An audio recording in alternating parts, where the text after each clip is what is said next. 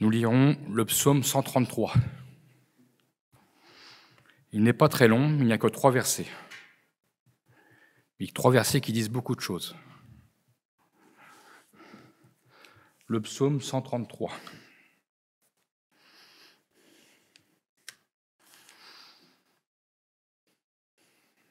Nous lisons « Voici, ô qu'il est agréable, qu'il est doux pour des frères de demeurer ensemble. C'est comme l'huile précieuse qui, répandue sur la tête, descend sur la barbe d'Aaron, qui descend sur le bord de ses vêtements. C'est comme la rosée de l'Hermon qui descend sur les montagnes de Sion. Car c'est là que l'Éternel envoie la bénédiction, la vie pour l'éternité. Amen. » Ce psaume fait partie intégrante de ce que nous appelons les cantiques des degrés, ou encore appelés cantiques des montées. Le psaume 120 à 134 fait partie donc intégrante de ces 15 psaumes. Lorsque le peuple montait vers la maison de l'Éternel, à la montagne de Sion, au temple de Jérusalem, ces cantiques étaient chantés, ces psaumes étaient chantés par tout le peuple qui se rendait à la maison de l'Éternel. L'Éternel a choisi Sion pour sa demeure. Par là même, il a donné à ce peuple, à son peuple, un lieu de ralliement, un centre où chacun pouvait se retrouver pour adorer l'Éternel. Comme nous avons un centre dans la maison de Dieu pour nous retrouver, pour adorer Dieu. Le psaume exprime la joie d'être ensemble dans la maison de Dieu, la joie de la rencontre, la joie de la communion fraternelle. D'ailleurs, en préambule à ce psaume, plusieurs versions donnent des titres à ce passage. Celui que j'ai devant moi, c'est l'amour fraternel. Version seconde. Parole de vie nous dit « Quel bonheur d'être ensemble !» La Bible du Semeur, « Quand des frères sont unis ». La Nouvelle Bible seconde, qu'il est bon pour des frères d'habiter ensemble. Et nous ne sommes pas sans rappeler le psaume 122, verset 1, qui nous dit, un autre cantique des degrés, un cantique des montées, nous rappelle ce désir du peuple, allant à la rencontre de son Dieu. Je suis dans la joie quand on me dit, allons à la maison de l'Éternel. Le psaume 133 est l'avant-dernier des cantiques des degrés.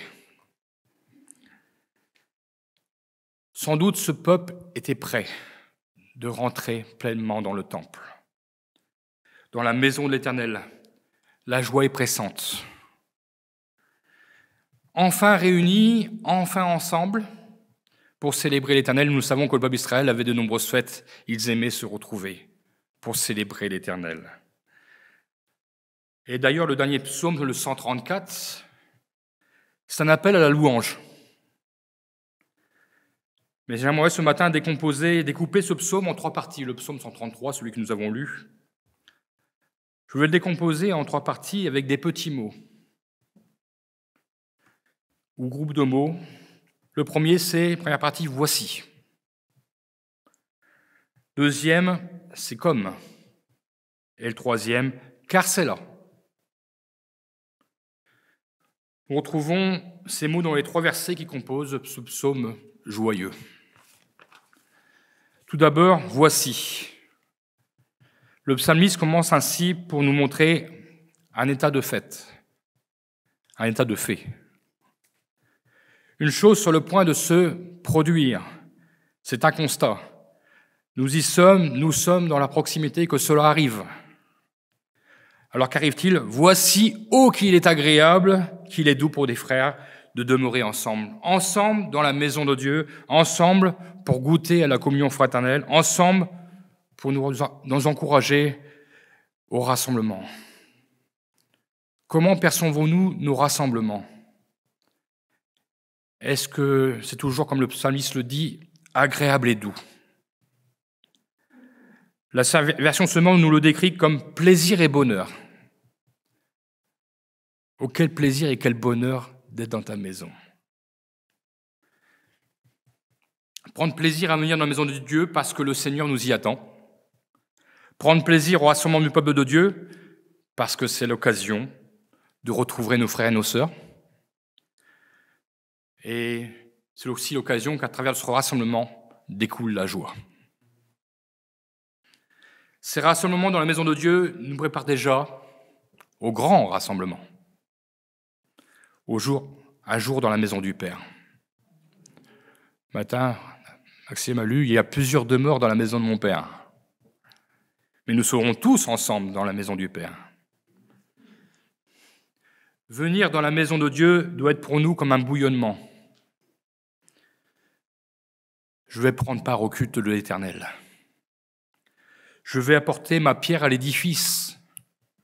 Je vais partager avec mes frères et sœurs la joie d'être sauvés. Avons-nous toujours cette joie, ce plaisir de monter dans la maison de l'Éternel? Si cette joie n'est plus, c'est que le religieux a pris le dessus.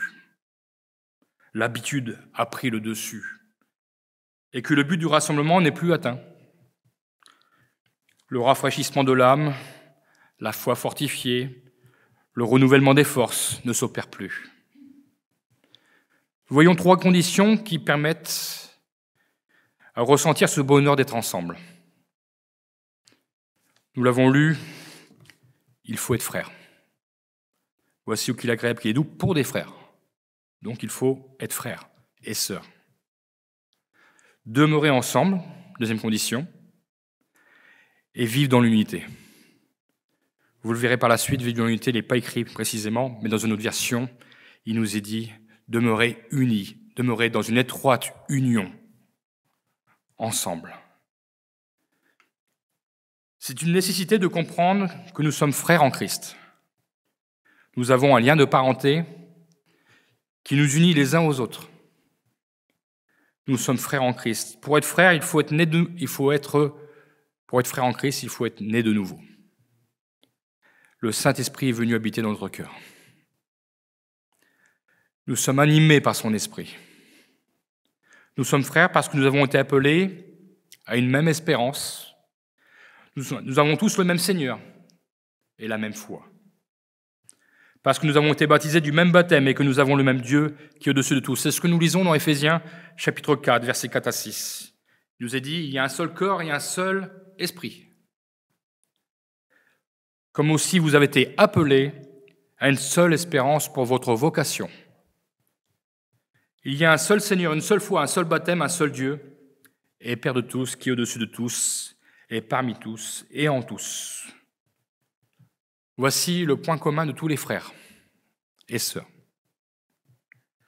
Ce lien qui nous rapproche les uns des autres, ce lien qui est notre joie. Mon frère, ma sœur, tu es sauvé par le même sacrifice, le sacrifice de Jésus à la croix, que moi.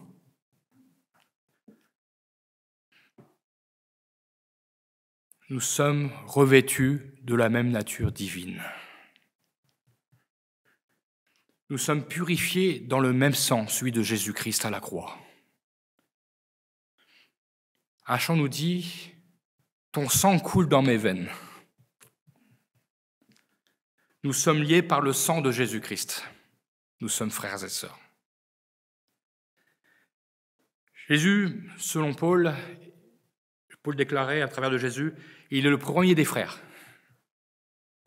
Romains chapitre 8, verset 29, car ceux qu'il a connus d'avance, car ceux que Christ a connus d'avance, que Jésus-Christ a connus d'avance, Christ les a aussi prédestinés à être semblables à l'image de son Fils, afin que son Fils fût le premier-né entre plusieurs frères. Vous le savez, Jésus dira encore, « Qui est ma mère et qui sont mes frères ? Quiconque fait la volonté de mon Père et qui est dans les cieux, celui-là est mon frère, et ma sœur, et ma mère. » Matthieu 12, 48 à 50. Jésus est notre frère aîné. Il est le premier de nos frères. Et notre frère aîné n'a pas eu honte de nous. Pourtant, il aurait pu, à cause de notre péché. Mais il nous a aimés. Et dans le livre des Hébreux, chapitre 2, versets 11 et 14, il nous est dit, 11 et 12, il nous est dit, car celui qui sanctifie et ceux qui sont sanctifiés sont tous issus d'un seul. C'est pourquoi il n'a pas honte de les appeler frères. Lorsqu'il dit « J'annoncerai ton nom à mes frères, je te célébrerai au milieu de l'assemblée ». Être frère signifie également que nous avons reçu une éducation de notre Père Céleste. Une éducation que nous trouvons dans la parole.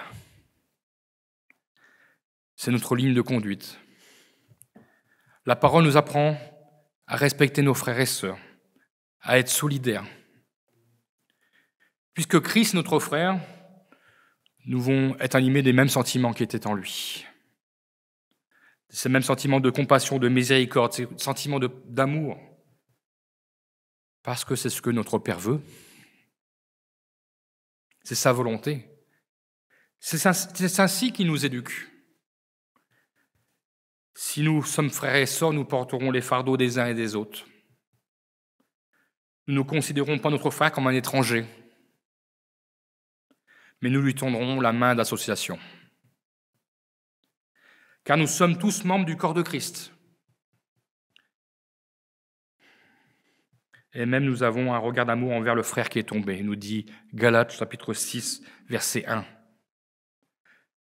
Frères, si un homme vient à être surpris en quelque faute, vous qui êtes spirituels, vous qui êtes remplis de l'esprit, redressez-le avec un esprit de douceur.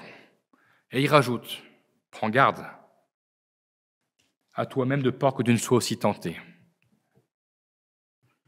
Nous avons besoin des uns et des autres. C'est ce que nous appelons l'amour fraternel. Ici, vous voyez, redressez-le avec un esprit de douceur. On retrouve la douceur du psalmiste, à qui il est agréable et doux d'être ensemble, de demeurer ensemble. Nous nous réjouissons aussi lorsque nous sommes frères, avec nos frères et sœurs. Nous nous réjouissons quand une nouvelle naissance arrive dans la famille. Amen. Quand un frère et une sœur se rajoutent parce qu'il a demandé pardon au Seigneur et qu'il a fait demi-tour au péché, qu'il a choisi la voie par excellence, la voie, le fait de marcher avec le Seigneur. Nous apprenons à vivre ensemble pour un même but, celui qui nous attend, le royaume de Dieu. Paul dira encore dans 2 Corinthiens, chapitre 13, verset 11, « Au reste, frères, soyez dans la joie. Perfectionnez-vous, consolez-vous, ayez un même sentiment, vivez en paix, et le Dieu d'amour et de paix sera avec vous. » La deuxième condition, il faut demeurer. Je veux demeurer avec mes frères et sœurs dans la maison de Dieu. Je veux que ce soit mon lieu de ralliement. Ce désir toujours renouvelé de se retrouver dans la maison de l'Éternel. Je ne veux pas me retrouver seul, mais je veux me retrouver ensemble avec vous.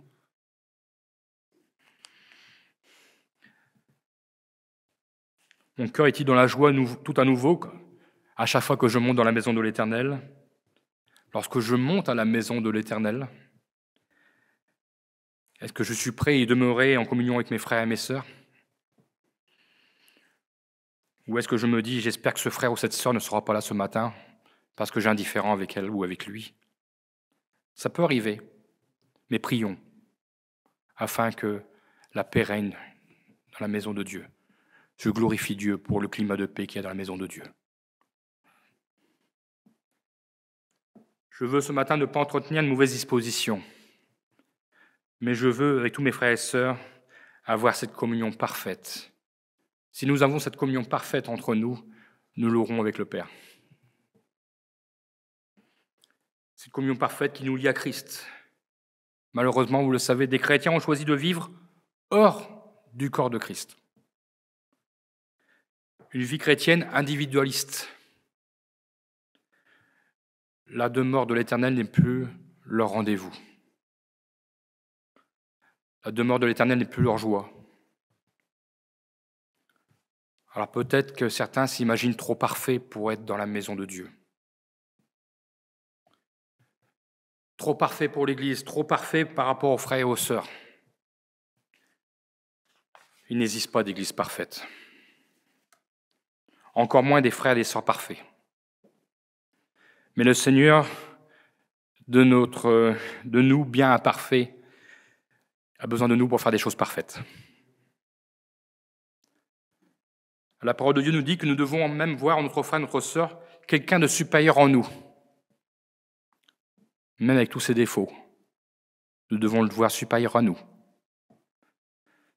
C'est ce que nous appelons l'humilité. Afin ainsi de ne pas nous enorgueillir. Ne vivons pas hors du corps de Christ, mais maintenons notre place. Un jour dans le ciel, peut-être que le Seigneur nous posera la question. Où as-tu demeuré? As-tu demeuré dans ma maison ou as-tu demeuré hors de ma maison? Tu n'as pas voulu t'assembler avec mon corps? Tu as préféré vivre uniquement de ton côté? Peut-être des questions qu'il nous posera si nous faisons notre vie hors du corps de Christ.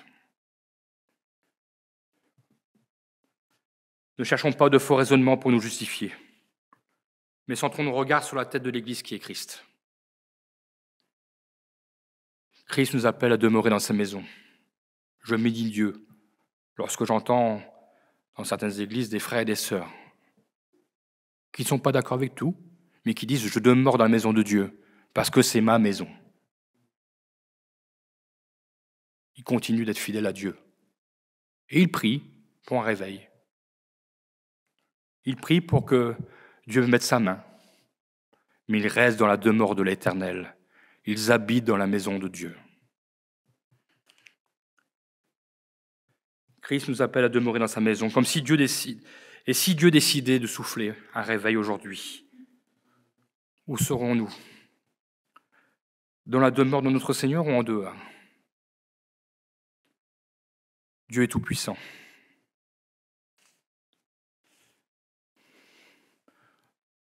Certains, à cause d'une pensée trop individualiste, passeront à côté de l'œuvre merveilleuse de Dieu qu'il avait réservée pour eux. Quelqu'un a dit « Les rassemblements du peuple de Dieu sont ce que nous en faisons. C'est le fruit de nos comportements, mais aussi surtout de notre état d'esprit. Nos rassemblements doivent être animés par le fruit de l'esprit qui est la douceur. » Le réveil que connaît actuellement les États-Unis au sein de ces universités se font dans la douceur. Comme au temps où l'Éternel passa près d'Élie, où l'Éternel dit à Élie, « Sœur, je vais passer près de toi. » Que s'est-il passé? Un vent violent qui est passé, déchirant les montagnes. L'Éternel n'était pas dans ce vent violent. Il y eut un tremblement de terre. L'Éternel n'était pas dans le tremblement de terre.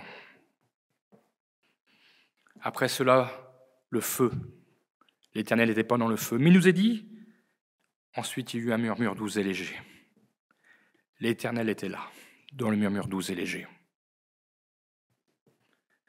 Alors Élie a su que c'était l'Éternel qui passait. Soyons vigilants, afin que l'Éternel passe toujours au milieu de nous et que nous puissions le glorifier. Ne cherche pas le vacarme, le Seigneur. Il passera dans un murmure doux et léger. Est-ce que nous voyons aux États-Unis? Je le disais cette semaine, un pasteur témoignait, disant qu'il était dans la foule, au dehors. Il n'y avait pas de bruit, mais il y avait le recueillement. Et il sentait, même au dehors du lieu de rendez-vous, la présence de Dieu. La troisième condition, rechercher l'unité. Ensemble former qu'un. La version d'Arby nous dit « Voici qu'il est bon et qu'il est agréable que des frères habitent unis ensemble. » Dans une autre version, dans une étroite union. Nous pouvions parler des paroles de Jésus, Jean 17, 22 à 23. Jésus dira, je leur ai donné la gloire que tu m'as donnée, afin qu'ils soient un, comme nous sommes un. Moi en eux et toi en moi, afin qu'ils soient parfaitement un et que le monde connaisse que tu m'as envoyé et que tu les as aimés comme tu m'as aimé. Le but de le rechercher, l'unité en Christ, a une portée salutaire pour beaucoup. Le Seigneur dira, afin que le monde connaisse, que le monde soit interpellé par l'unité de l'Église. L'unité avec son Seigneur.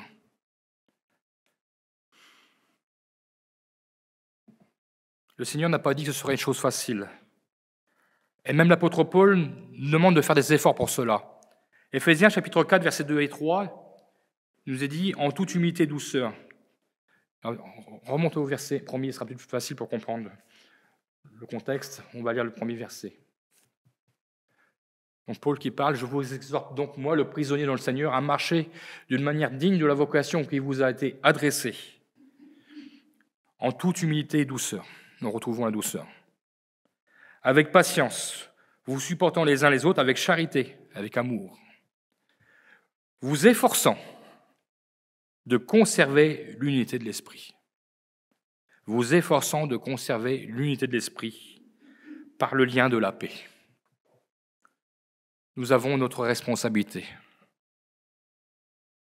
Et même si nous sommes dans la paix, et même si nous sommes dans cette communion fraternelle étroite, nous devons la conserver. Nous devons faire des efforts pour la conserver. Parce qu'il y en a un que ça dérange. Il fera tout pour déranger la communion fraternelle. Soyons vigilants, prenons nos responsabilités. Chacun est amené à faire des efforts dans l'amour portés les uns envers les autres, afin que nous soyons qu'un pour la gloire de Dieu. Rechercher l'unité, c'est aussi apporter. Je ne veux pas simplement être là pour recevoir, mais je veux aussi apporter ce que le Seigneur m'a donné, ce que le Seigneur a mis sur mon cœur, ce que le Seigneur fait et ce qu'il a déjà fait pour moi. Je veux l'apporter. Et je crois que l'unité de l'esprit ainsi sera conservée. Car cette attitude m'impliquera davantage dans l'œuvre de Dieu. Elle sera plus objective et certainement moins critique. Dans cette attitude découlera la joie du Seigneur, la joie de nous retrouver ensemble, car nous verrons autrement, nous verrons la vision du Seigneur pour l'unité de son Église. Si nous sommes dans la joie de nous rassembler, le Seigneur nous montrera qu'il est dans la joie de nous voir unis pour lui. Et il bénira. Il répandra ses bienfaits. Voyons maintenant le deuxième point. C'est comme. Quand nous parlons de ces petits adverbes, c'est comme, c'est pour faire une comparaison. Nous voyons ici que le psalmiste fait une comparaison du bonheur dans la maison de Dieu avec des bénédictions du ciel. C'est comme. C'est comme l'huile précieuse répandue sur la tête, sur la barbe d'Aaron, jusqu'à sur ses vêtements. Aaron, en tant que sacrificateur, avait reçu cette huile d'onction qui le sanctifiait pour le service de l'Éternel. Cette huile d'onction avait une grande valeur. Exode 30, verset 22, je vous laisserai lire toute la suite, parce que ça décrit tout comment était composée l'onction d'huile, l'huile d'onction. Et nous voyons, à travers ce verset, l'Éternel dira, tu prendras des meilleurs aromates. C'est quelque chose de précieux. Et lorsque vous lisez la suite, vous voyez que la précision de Dieu, non seulement il y a une précision pour préparer cette huile d'onction. Mais dans le chapitre suivant, je ne l'ai pas noté, mais chapitre suivant, premier verset, je crois que c'est Exode 31, verset 1, il nous dit qu'il choisit un homme rempli de l'esprit. Betsalel. Il était rempli de l'esprit. C'est quelqu'un que Dieu lui avait donné l'intelligence. Je l'ai rempli de l'esprit de Dieu, de sagesse, d'intelligence et de savoir pour toutes sortes d'ouvrages. Il ne fera pas simplement l'onction d'huile, mais il saura travailler le bois. Il saura travailler beaucoup de choses parce qu'il était rempli de l'esprit, Dieu se servira de lui. Il fera les choses comme Dieu lui a dit. Il écoutera l'esprit de Dieu qui habite en lui. L'huile d'onction, c'est aussi le symbole des richesses de la vie divine. Ainsi, le psalmiste, par cette application spirituelle entre la communion fraternelle et l'huile d'onction, cette comparaison, veut par là marquer la valeur du rassemblement du peuple de Dieu. Il est un des plus grands trésors que les disciples du Seigneur puissent posséder, se rassembler dans la maison de Dieu, ensemble, dans l'unité, pour notre Dieu. C'est comme. L'apôtre Pierre, dans 1 Pierre chapitre 2, verset 9, nous élève aussi au rang de sacrificateur. Mais vous êtes une race élue, un sacerdoce royal, une nation sainte, un peuple acquis. Au-delà de ce que cette huile était précieuse, elle était aussi abondante. À tel point qu'elle n'a pas simplement coulé sur la tête d'Aaron, mais aussi sur la barbe,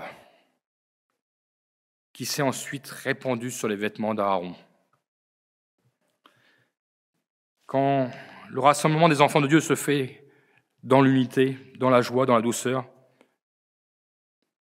et que c'est le plaisir des enfants de Dieu, alors Dieu désire déverser sa bénédiction, son onction, son huile. La tête, premièrement, c'est là que réside l'esprit de l'homme, c'est là que réside son intelligence. Le Seigneur désire, avec son huile, qui est aussi pour nous le symbole du Saint-Esprit, répandre ses richesses, ses dons sur le peuple de Dieu. Mais cette huile n'est pas déversée n'importe comment et à n'importe qui, car elle est précieuse aux yeux de Dieu. Mais à celui et à celle qui fidèlement recherchent à glorifier Dieu, qui a un état d'esprit qui glorifie Dieu, par sa disposition de cœur, sa disposition d'esprit. Pour nous chrétiens, il est important, il est primordial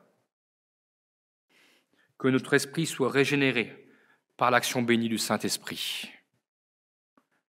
Nous avons besoin de cette onction, de cette huile d'onction qu'il veut répandre. Que nous puissions dire comme David dans le psaume 23, verset 5, « Tu oins d'huile ma tête et ma coupe déborde. » Si l'Esprit de Dieu est bien imprégné dans notre esprit, alors tout notre être sera imprégné des bienfaits de cette huile précieuse. Notre corps ne fera pas une chose contraire à ce que nous dicte notre esprit.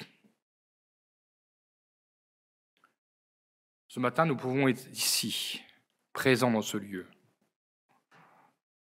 Peut-être que le corps est là, mais l'esprit est ailleurs. Nous avons besoin d'être animés par l'Esprit de Dieu.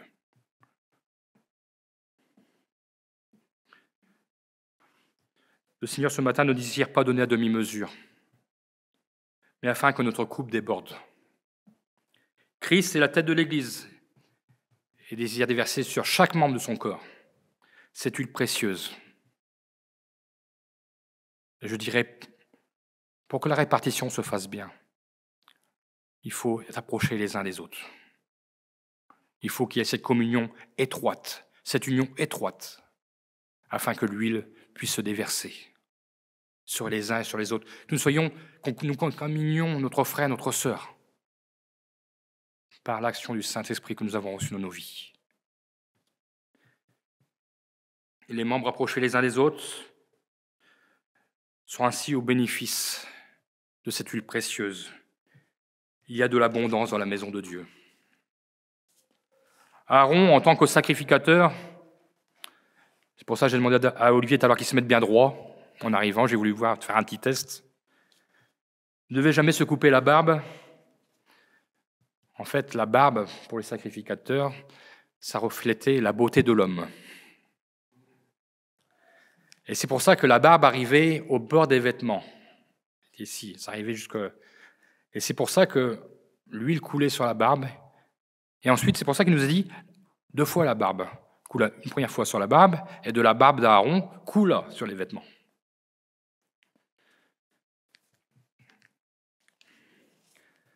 Et les sacrificateurs ainsi recevaient l'huile sainte, l'huile sacrée. Lévitique 21,5, pour vous montrer comment il fallait porter la barbe et comment il ne fallait pas avoir un coin de chauve sur la tête. Les sacrificateurs ne se feront point de place chauve sur la tête, ils ne raseront point les coins de leur barbe, mais ils ne feront point incision dans leur chair. Pour ça qu'ils avaient des grandes barbes et que ça déversait sur les vêtements. Nous comprenons ainsi mieux pourquoi le psalmiste parle successivement de la barbe d'Aaron. Il n'a pas fait de faute grammaticale. Non. Premièrement, de la tête à la barbe. Deuxièmement, de la barbe aux vêtements. L'abondance de l'huile sainte démontre aussi la générosité du Seigneur, mais aussi la véritable amitié, puisque c'est une comparaison. L'amour fraternel qui nous lie les chrétiens ensemble, et ensemble à l'œuvre de Dieu, ensemble à notre Dieu. C'est comme... On aurait pu citer l'exemple de Marie, qui est venue auprès de Jésus, sans compter. Elle a déversé le parfum de grand prix sur la tête de Jésus. Elle a offusqué beaucoup de monde. Mais elle ne s'est pas occupée des uns et des autres. Elle a fait ce qui était bon pour elle. Elle aimait son Seigneur. Parfois, nous nous occupons tellement des uns et des autres. Et nous oublions que c'est à Dieu que nous rendons gloire, que nous venons adorer, que nous venons célébrer. Certains sont assis, certains sont debout. Qu'importe. Nous adorons à notre façon. D'autres lèvent la main, d'autres, certains dans certaines églises, certains se prosternent. Si c'est le Saint-Esprit qui nous anime, faisons comme le Saint-Esprit nous dit. Bien sûr, dans un ordre, parce que notre Dieu est un Dieu d'ordre. Mais n'occupons pas des uns et des autres, mais regardons à Dieu ce qu'il veut. Nous voulons plaire à Dieu. Marie, elle a offusqué les uns et les autres. Peut-être que ce matin, si quelqu'un était venu avec un grand vase, puis qu'il l'aurait cassé devant tous, ça aurait peut-être abîmé la moquette. On aurait peut-être râlé. On aurait peut-être dit, oh là, pour l'équipe du ménage, pas de facile. Vous voyez ce que je veux dire, c'est que nous devons répandre déjà notre cœur en abondance devant Dieu, apporter un parfum de grand prix. Marie a donné sans compter. Elle a démontré son amour pour Jésus. Remplis de l'amour de Dieu, nous voulons donner le meilleur à notre Dieu. Et cela se répercutera sur nos frères et sœurs. Nous donnerons aussi à nos frères et nos sœurs, parce que nous sommes remplis du même amour qui nous lie à Dieu. Dieu aime son peuple, et nous voulons faire ce que Dieu aime. Le psalmiste fait une deuxième comparaison avec un lieu géographique, l'Hermon. L'Hermon était une montagne sacrée. On l'appelait aussi montagne de Sion. Sion était la demeure de l'Éternel. Le sommet de l'Hermon, avec la neige, avec ses sources qui jaillissaient, permettait de garder la fraîcheur. La fertilité des terrains du Nord et de la Palestine. Ainsi, Dieu veut donner à son peuple réuni, joyeux de le servir, joyeux de se réunir, la fraîcheur spirituelle, par l'action bénie de son Saint-Esprit et de sa parole. Il veut que nos terrains soient fertiles et produisent du bon fruit.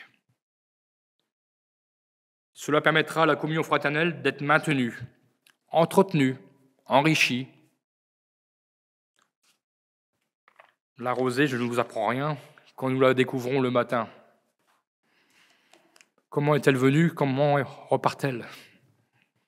C'est une œuvre de Dieu. Nous sommes parfois surpris, même parfois d'en voir son abondance. Petite rosée, grande rosée. Elle s'est posée là d'une façon invisible,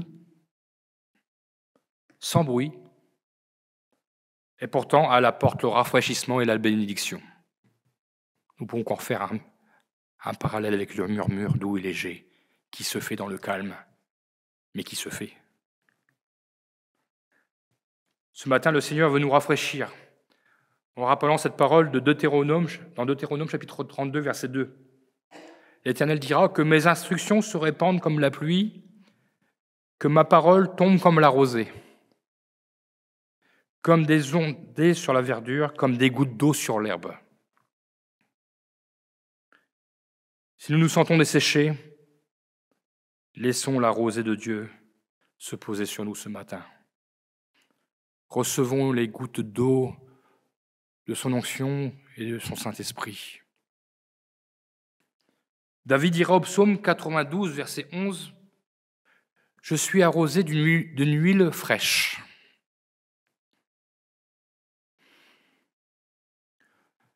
Je dirais, ne gardons pas le rafraîchissement du Seigneur simplement dans nos murs de nos rassemblements, mais exportons-les au-dehors.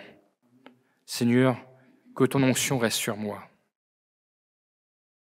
que ton Saint-Esprit m'anime, pas seulement dans ta maison, mais dehors, que je puisse exporter quelques gouttes de l'aide que tu m'as donnée, et que le monde voit que ton onction est sur moi.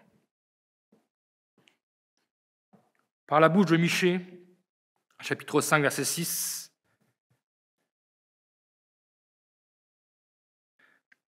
le reste de Jacob sera au milieu des peuples nombreux comme une rosée qui vient de l'Éternel, comme des gouttes d'eau sur l'herbe. Elles ne comptent pas sur l'homme, elles ne dépendent pas des enfants de l'homme, des hommes. Nous voyons encore que là l'œuvre de Dieu. Même si parfois nous nous sentons peut-être isolés au milieu de ce monde, petits, sans force, c'est Dieu qui dépose la rosée, qui vient de l'Éternel, comme des gouttes d'eau sur l'herbe. Ici, le reste de Jacob, nous ne savons pas de combien de personnes il était question, mais nous savons une chose, ils étaient accompagnés par les gouttelettes de Dieu et les gouttelettes du Saint-Esprit. Après avoir vu que l'Éternel comparait la valeur de se rassembler à des valeurs, je dirais les bénédictions du ciel, nous pourrions dire tout à l'heure que la bénédiction, la communion fraternelle, l'amour fraternel que nous portons les uns pour les autres, cela se faisait au niveau horizontal, mais la bénédiction de Dieu, elle est verticale. La bénédiction vient d'en haut. Ce n'est pas par hasard que David citera 4 fois, 3 ou 4 fois selon les versions, le verbe descendre. Qui descend sur la tête? Qui descend sur la barbe? Qui descend sur le bord de ses vêtements? Qui descend sur les montagnes de Sion? Ce matin, le Seigneur veut faire descendre de son haut trône les bénédictions pour son peuple, parce qu'il voit la communion fraternelle qui nous lie, et que nous aimons son œuvre, et que nous voulons voir la gloire de Dieu. Nous voulons voir des âmes sauvées. Alors il veut répandre sa bénédiction. Nous conclurons rapidement avec ma dernière partie. J'ai dû abréger. Car c'est là. C'est l'endroit où l'Éternel envoie la bénédiction. C'est là, dans la maison de Dieu. D'où l'importance de la maison de Dieu. Le lieu de rassemblement de son peuple. C'est là que le Seigneur envoie sa bénédiction. Il désire bénir. Bénir littéralement signifie dire du bien d'eux.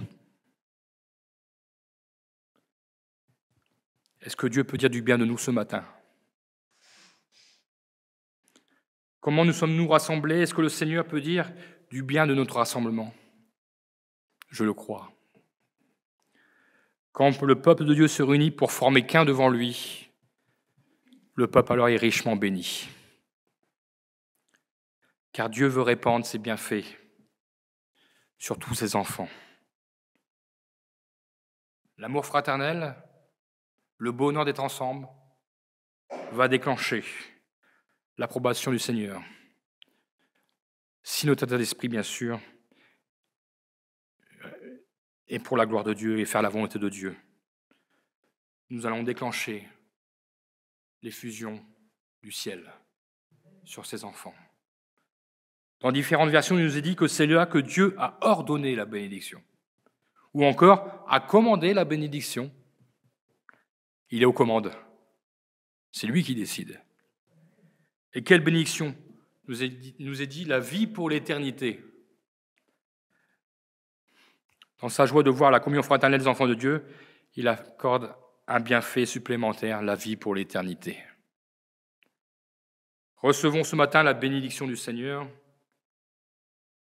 celle qui doit se répandre sur tous les fidèles assemblés au nom du Seigneur, dans un même cœur, dans une même pensée. Recevons la bénédiction comme une onction sainte, qui doit nous consacrer jour après jour davantage pour lui, pour son service, à servir les uns et les autres, par amour pour lui. Recevons la bénédiction si besoin ce matin, comme un rafraîchissement sur nos cœurs desséchés. La rosée du Seigneur, gloire à Dieu, ne s'évapore pas, mais elle subsiste pour l'éternité. Rendons gloire à Dieu pour l'œuvre qu'il a fait et qu'il fera encore, à qui il est doux et agréable de demeurer ensemble dans la maison de Dieu. Amen. Merci Seigneur mon Dieu, parce que tu nous as donné l'occasion de nous rassembler. À l'heure de l'Église primitive, ils avaient cette joie de se rassembler. Et nous en voyons les fruits. Nous voyons que nombre d'âmes furent sauvées, 3000 par-ci, 3000 par-là. Nous voyons l'œuvre que tu faisais. Et nous croyons que tu fais encore cette œuvre aujourd'hui. Tu n'as pas changé, tu demeures le même. Et c'est pourquoi nous voulons, ce matin, nous efforcer de conserver l'unité, conserver l'amour fraternel qui nous lie les uns aux autres, de s'attacher aux uns et aux autres, en recherchant ta volonté, parfois reprendre si c'est ta volonté, mais Seigneur, nous voulons faire avec un esprit de douceur. Tu veux répandre ta bénédiction et nous le croyons que tu veux le faire et que tu vas le faire. Nous attendons à toi ce matin. Nous attendons à ce qu'il y ait fusion du Saint-Esprit sur nous ce matin. Oui, Seigneur mon Dieu, nous voulons te plaire. Nous ne pouvons pas te plaire sans prendre soin de nos frères et sœurs. Seigneur mon Dieu, tu nous demandes de travailler, mais toi, tu vas déverser. Tu veux voir notre amour, cet amour que tu nous as rempli. Nous sommes frères et sœurs. Nous sommes liés par ton sang. Et parce que nous sommes liés par ton sang, nous faisons partie de la même famille. Et un jour, nous serons dans la gloire et nous vivrons ensemble pour l'éternité. Ô Seigneur mon Dieu, remplis-nous de toi. Que nous cherchions à te ressembler davantage, toi notre frère aîné. Tu nous as donné le modèle. Ô Seigneur mon Dieu, combien nous voulons nous imprégner de ce que tu nous as laissé comme exemple. Merci Seigneur mon Dieu, parce que nous voulons voir ta gloire et nous la verrons. Parce que ta parole n'est pas un livre pour mentir, elle est la vérité. Tu parles avec sagesse, c'est toi qui donnes l'intelligence, c'est toi qui revêts de ton esprit. Dépose sur chacun de nous ce matin des gouttelettes de ton Saint-Esprit. Nous voulons être rafraîchis et nous voulons être ressourcés ce matin. Et encourage-nous, Seigneur mon Dieu, à toujours rechercher le meilleur que tu veux nous donner. Inonde-nous jusqu'à déborder de l'huile sainte. Oui, nos cœurs sont prêts à recevoir. Que ton nom soit glorifié. Amen, Jésus. Amen.